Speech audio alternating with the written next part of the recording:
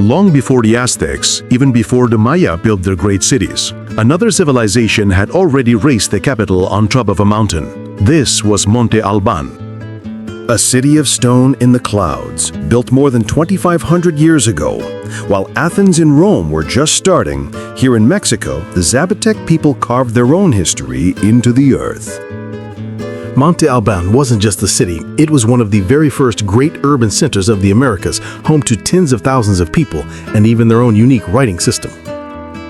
Archaeologists believe Monte Albán was founded around 500 BC. But according to Zapotec tradition, their ancestors didn't simply appear here, they came down from the sky or emerged from sacred caves. A mix of myth and science that makes a civilization one of the most fascinating in ancient Mexico.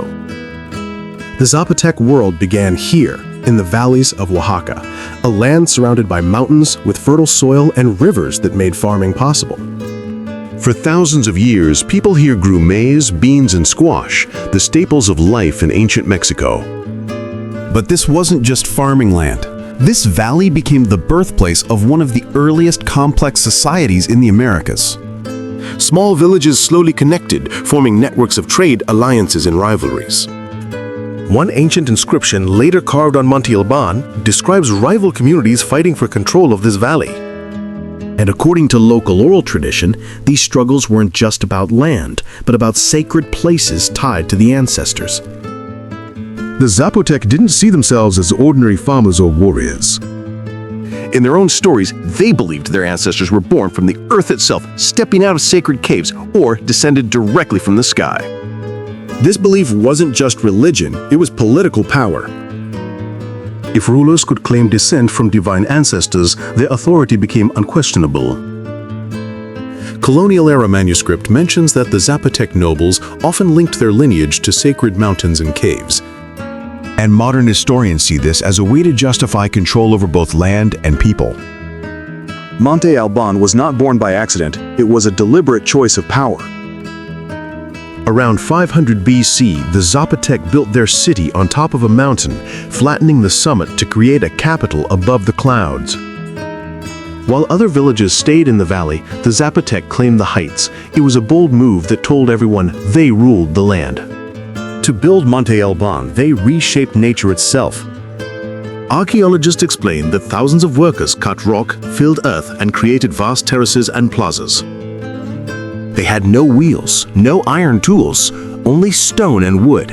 Yet with this, they achieved something monumental, one of the greatest construction feats of the ancient Americas. From the summit, the view was more than beautiful. It was political. The Zapotec could see every rival settlement below, and more importantly, every rival could see Monte Albán towering above them. Power here was not just in armies, but in symbols that dominated the landscape. Imagine waking up in a city that didn't exist just a century earlier. Monte Albán was now home to tens of thousands of people. Farmers, artisans, priests, and nobles, all living together on a mountaintop. This was no ordinary village, it was a capital, one of the first true urban centers of the Americas. But life here was not equal. At the top of the city stood temples and palaces, reserved for nobles and priests. Below them stretched terraces of common homes.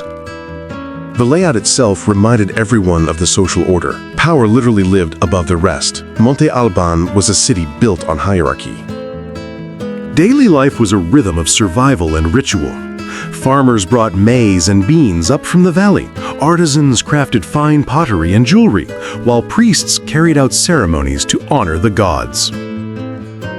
This balance of economy and religion kept Monte Albán alive for centuries. It was not just a city, it was a living machine. Religion shaped every corner of Monte Albán. This was not just a city of stone, it was a sacred stage where humans and gods met. Every temple, every plaza, every carving was part of a dialogue with the divine. But who were their gods?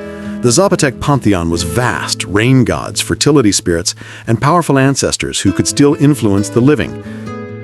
To them, the world was never silent. Storms, crops, even life and death itself were voices of unseen powers. Priests stood at the heart of this world. They read the calendar, performed sacrifices, and interpreted signs from the gods. Their rituals maintained balance. between humans, nature, and the sacred. Without the priests, Monte Albán could not function as a city. To outsiders, the rituals may have seemed terrifying. Blood offerings, fire, and masks that turned men into gods. But to the Zapotec, these acts were not cruelty, they were necessity. Without them, the rains might fail, the crops might die, and the world could fall apart. Monte Albán was not only about temples and rituals, it was also about words carved in stone. The Zapotec created one of the earliest writing systems in the Americas, long before the Aztec or the Maya. But what did these symbols mean? Some represented names of rulers, others recorded wars, alliances, and rituals. To carve something into stone was to make it eternal. The Zapotec were telling the world, we exist, and our story will not be forgotten. The writing system was powerful, but not everyone could use them. Priests and elites controlled the knowledge, keeping writing as a tool of authority. While common people passed on their history through memory and tradition, the carved stones spoke only for the rulers. And yet, even today, many of these glyphs remain undeciphered. They are messages from a world that still keeps its secrets, waiting for us to understand. In every carved stone lies a voice from 2,000 years ago.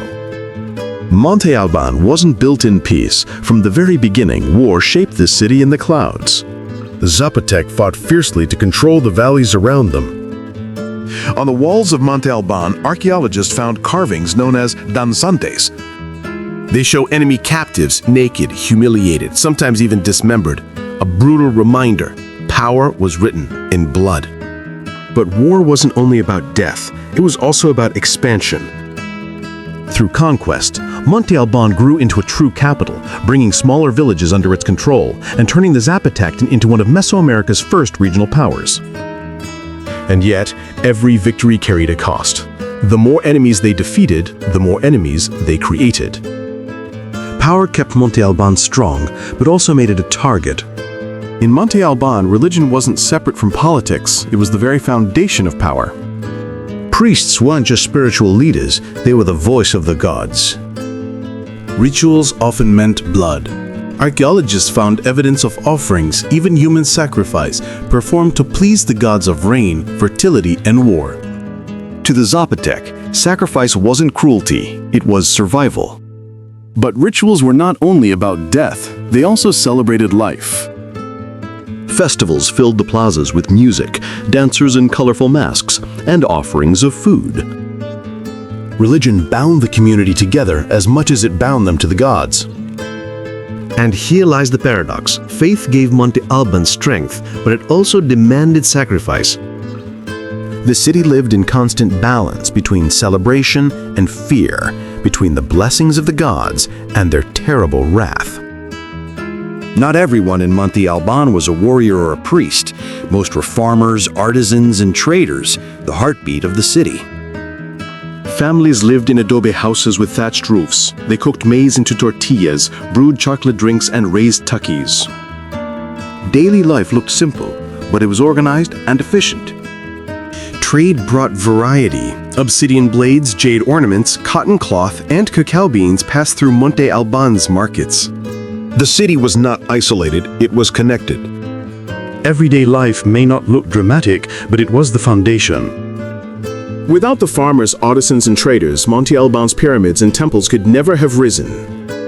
Here's something many don't realize. The Zapotecs were among the first in the Americas to develop their own writing system, centuries before the Maya codices. Their script wasn't just decoration, it recorded names of rulers, conquests, and rituals. Imagine stone became their history book, carved for generations to see. And knowledge didn't stop with writing. They also studied the skies. Monte Albán's temples were aligned with the sun and stars, turning the city into a giant observatory. Writing and astronomy gave the Zapotecs more than culture, it gave them authority. Knowledge was power, and Monte Albán carved that power into stone and sky. Every great city eventually faces its downfall. For Monte Albán, decline came slowly, not with fire and destruction, but with silence. By 750 AD, people began leaving the mountaintop. Political struggles, Shifting trade routes and new rising powers like the Mixtecs drew life away from the city. Yet Monte Albán wasn't destroyed, it was abandoned. The temples still stood, the plazas remained, but the voices that once filled them were gone. This was the tragedy of Monte Albán. Not a violent fall, but a fading away. A city of the clouds left to the wind and time. Monte Albán may be silent today, but the Zapotec people are not gone. Their descendants still live in Oaxaca, keeping traditions alive after more than 2,000 years. Their language is still spoken, their festivals still celebrated, and their crafts, woven cloth, pottery, and jewelry, carry designs that echo the ancient past. Monte Albán's ruins remind us, civilizations rise and fall, but culture adapts and survives. The Zapotec story is not just about the past, it's still being written. So next time you hear about the great civilizations of the Americas, don't just think of the Maya or Aztec. Remember the Zapotec, the people of the clouds, who carved their history in stone long before.